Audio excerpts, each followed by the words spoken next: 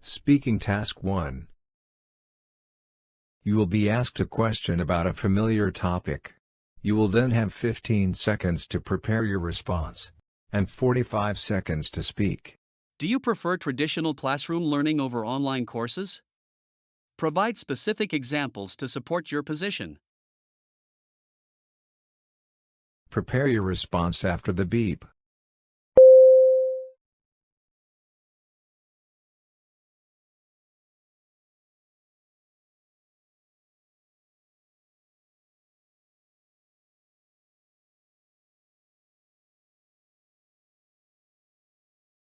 Start speaking after the beep. I prefer traditional classroom learning over online courses. The physical classroom environment offers a level of engagement and social interaction that is vital to learning yet difficult to replicate online. In a classroom, I can directly ask questions, engage in discussions, and learn from peer input. Moreover, the consistent schedule of a classroom helps me stay disciplined and focused on my coursework. However, I do recognize the benefits of online courses, especially their flexibility, and I believe a mix of both would provide an ideal learning environment. Speaking Task 2. You will read a short paragraph and then listen to a conversation between two people. You will have 50 seconds to read the paragraph. After, you will get a question about what you read and heard. You will have 30 seconds to prepare your response and then 60 seconds to give it. You have 50 seconds to read. Start reading after the beep.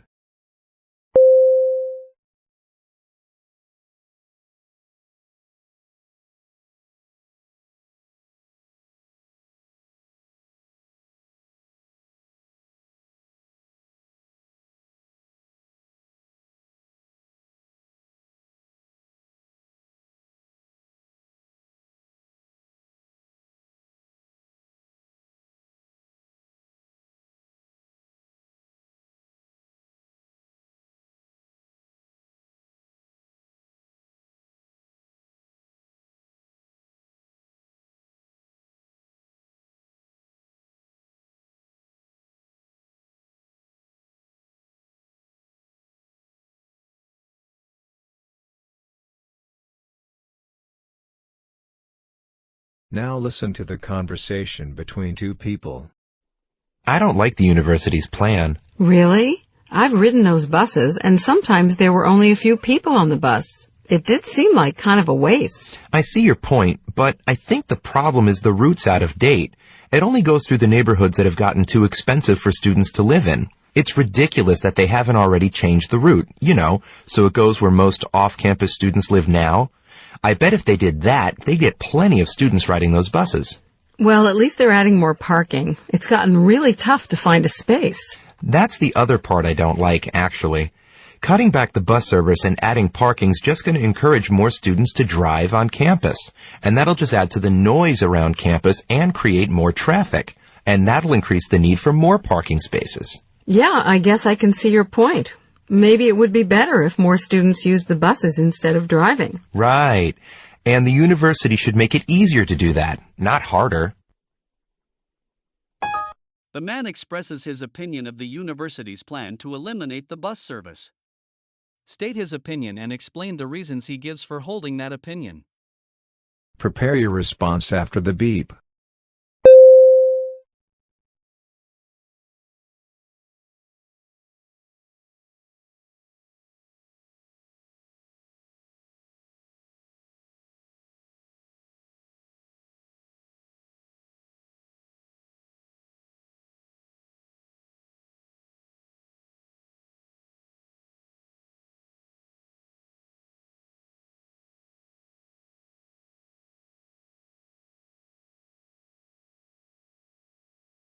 Start speaking after the beep.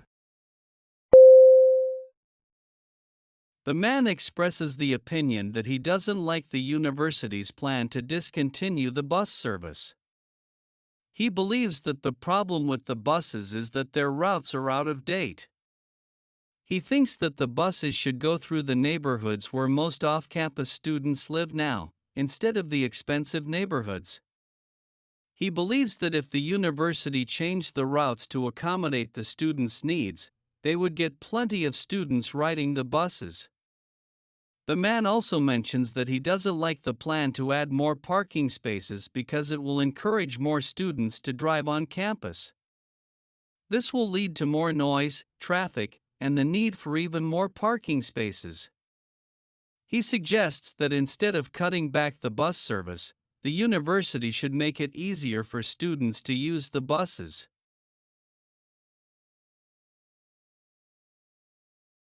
Speaking Task 3. You will read a short paragraph about an academic topic, then listen to a lecture about it. You will have 50 seconds to read the paragraph. After, you will get a question about what you read and heard. You will have 30 seconds to prepare your response and then 60 seconds to give it. You have 50 seconds to read. Start reading after the beep.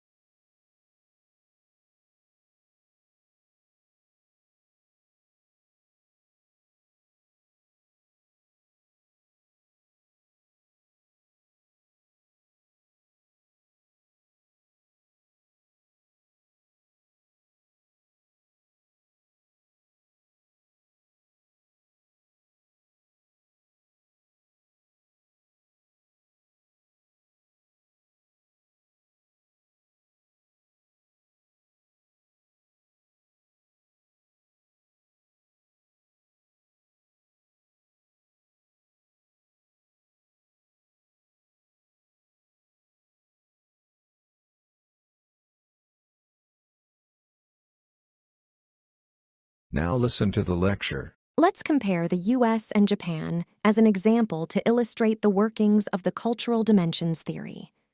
If we consider the dimension of individualism versus collectivism, the USA ranks high on individualism, which implies a society where ties between individuals are loose and everyone is expected to look after themselves and their immediate family. In contrast, Japan leans more towards collectivism, where people are integrated into strong, cohesive in-groups from an early age, with the expectation to protect group members in exchange for loyalty. On the dimension of uncertainty avoidance, Japan scores high, which means it's a society that maintains rigorous codes of belief and behavior and doesn't tolerate unorthodox ideas and behaviors. Unlike the US, where there is a greater degree of acceptance for new ideas and innovative products. Company meetings in Japan, for instance, are often taken as information-sharing sessions rather than decision-making platforms, because decisions are often made before the meeting.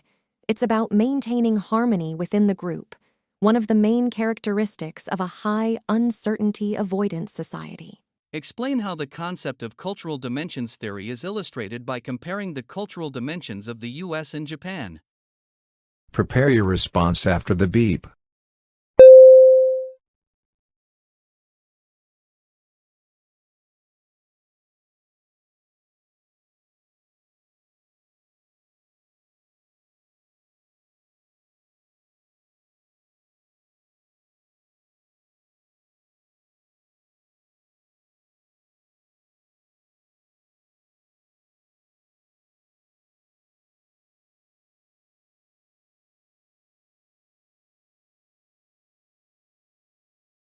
Start speaking after the beep. The cultural dimensions theory is a tool by which cultures can be compared against 6 key aspects, as outlined in the text. In the lecture, this theory is illustrated by comparing the cultural dimensions of the US and Japan. The lecturer specifically contrasts the dimensions of individualism versus collectivism and uncertainty avoidance, where both countries show stark differences. In the U.S., societies lean towards individualism, signifying looser ties between individuals who are assumed to care for themselves and their close families, whereas Japan leans more towards collectivism, where people are deeply integrated into cohesive groups from an early age. Regarding uncertainty avoidance, Japan, a high-scoring society, exhibits strong codes of belief and behavior and limited tolerance for unorthodox ideas, opposite to the US's higher acceptance for innovation and new ideas. This comparison effectively demonstrates the breadth and applicability of the cultural dimensions theory.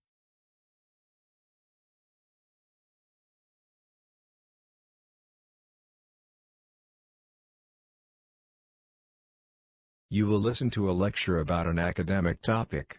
After, you will get a question about what you heard. You will have 20 seconds to prepare your response and then 60 seconds to give it. Now listen to the lecture. Even though it's cold and snow-covered, the Arctic houses many species of animals that manage to survive the harsh conditions there. These Arctic animals have adapted to the extremely cold temperatures, primarily because of certain body features that help them to survive in the cold Arctic climate. Let's look at a few of them. For one thing, many Arctic animals have developed a protective covering on their feet. The covering usually consists of fur or feathers, which act as a protective layer between the cold and the animal's skin. Since they spend so much of their time on snowy, icy surfaces, whether they're standing on the ground or swimming in the water, they can easily lose heat through their feet. This is especially true of Arctic birds. A bird like the Arctic snowy owl, for example, has feathers on its body the way other birds do. But unlike most birds, it also has feathers all over its feet. This shields and protects the feet from the icy ground, so that very little of the owl's foot actually touches snowy or icy surfaces, which helps its feet to stay warm. Another physical characteristic that some Arctic animals share is having smaller bodies and smaller, shorter body parts. In other words, their bodies are often more compact than other animals, and the parts of their bodies that stick out or protrude, like the legs, ears, or tails, are smaller and shorter. And the result is that there is less body surface exposed to the cold air. A great example is the Arctic wolf. Unlike the larger gray wolves that live in warmer climates, Arctic wolves have relatively small, compact bodies that efficiently retain heat. They also have smaller ears and shorter legs, so they lose less body heat than animals with larger bodies or longer body parts. And in a climate where the temperature is below zero most of the year, that's very important. Using the example of the owl and the wolf, explain how two special body features have helped Arctic animals adapt to the cold. Prepare your response after the beep.